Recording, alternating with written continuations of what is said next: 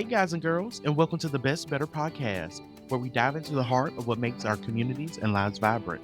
We're your hosts. I'm Joel. And I'm Abigail. And each month we will explore the pulse of youth culture from the halls of school to the latest in pop culture and everything in between. Whether we're discussing how to make a difference in your community, tips on leadership, or the hottest trends, we're here to inspire, inform, and engage. So grab your headphones or however you listen to your favorite podcast and get ready to discover how we can all be our best selves and make the world a little better. Let's get started.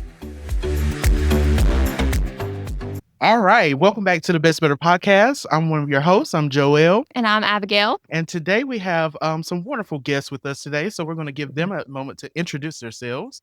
So we're going to start with you. Yeah, my name is Garey Fox. I have the absolute pleasure of serving as the Dean of the College of Agriculture and Life Sciences at NC State University. Go Pack. Wonderful, wonderful. Go Pack. All right. And I'm David Monks, the Director of NC State Extension. Wonderful. We want to thank you guys for being with us today. So we're going to start off with some questions. So our question is going to be for both of you guys, so you both can answer. So 4-H is all about preparing you for the future. From your perspective as Dean and Director, how do you see 4-H shaping the next generation of leaders in agriculture and beyond? Yeah, I think 4-H is, and by definition, the premier youth development program in the country. And I have had the wonderful opportunity over the last several weeks to really travel the state, learn about 4-H programs. And I think the programs that are being taught through 4-H are the programs that we need young people to have to move our communities together and to move agriculture together. And I think that hands-on learning, that exposure to agriculture, we have very few people right now in this country that understand what agriculture is. Yeah. When you have 4-H youth that are trained and have hands-on learning and those opportunities, they represent the future of our country because food security is national security. Yeah, Absolutely. I definitely agree with that. Yeah, and I would just add to that, and in North Carolina, we have over 300,000 youth. In addition, if you talk to many of our leaders in North Carolina, they went through 4-H, and I think that the future is many of our leaders and those that are active in communities and community leaders start with 4-H. Absolutely. So just, you kind of touched on this, Right. but as you said, agriculture obviously is a big part of what we do and what we are really trying to push. So obviously agriculture looks a lot different today than it Yes, used it to. does. So can you touch on maybe any opportunities that you Right. would present to youth that are interested in careers in agriculture now? Yeah, I think the thing to remember about a career in agriculture is that it touches a lot of different areas of what we do. It's all the way from what we like to talk about farm to table. Yeah. So you can work in in kind of the traditional agricultural setting, Mm. but there are things where you're producing a product and figuring out how to market, that you're looking at the economics behind it. You're looking at supply chain, logistics, and optimization. So I Mhm. like to tell youth, you can take any skill set that you learn and you can apply that skill set to agriculture, which makes it an amazing, amazing career field for young people to go into. Yeah. Absolutely. And I'd like to add, with respect to the ag area, we don't have enough people to fill our jobs in the industry, and so I think 4-H is a great place for workforce development, which is a real high priority for our communities across North Carolina. And the opportunities are great because, again, we don't have enough people to in the workforce to fill those positions. Yeah, and those industry jobs that are coming, a lot of those are in the high tech. Yes, Right. Yeah. So you're looking at exactly. AI and robotics and optimization, right? Because Yeah. when you think about the issues of agriculture in the state of North Carolina, you're talking about land loss, you're talking about labor issues. Mhm. You're going to need technology to fill those gaps. And we need really great young students, many of those that have gone through our 4-H programs, to be involved with us and in doing these high tech things Oh, yeah. that apply to agriculture. Yes. Definitely. I Yeah. totally agree with that. So since stepping into your you all's position, what has been your top priorities and how do they connect to support youth and communities across North Carolina? And what is your long-term vision for the Yeah. College of Agriculture and Life Science? Yeah. The vision really for the college is really around the concept of future proof. Mhm. Right? When you think about the challenges we have, whether it's in communities or you think about it on the farm, you're really talking about challenges of resiliency, right? Yeah. Building resiliency into those systems. So our future proof mission really has three big goals.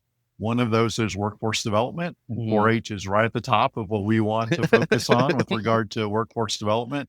As a dean, one of my top priorities is first and foremost is youth development and student development. I'm very student centric as a dean.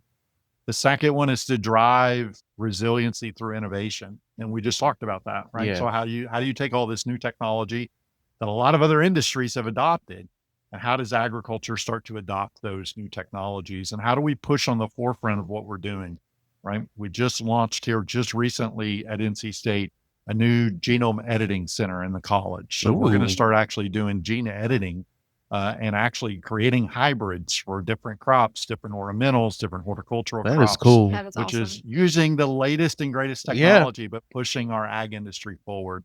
And then the third mission or the third aspect of that future proof vision for the college is really the idea of being a champion for agriculture and life sciences throughout North Mhm. Carolina, Mm. both the ag and the life sciences side.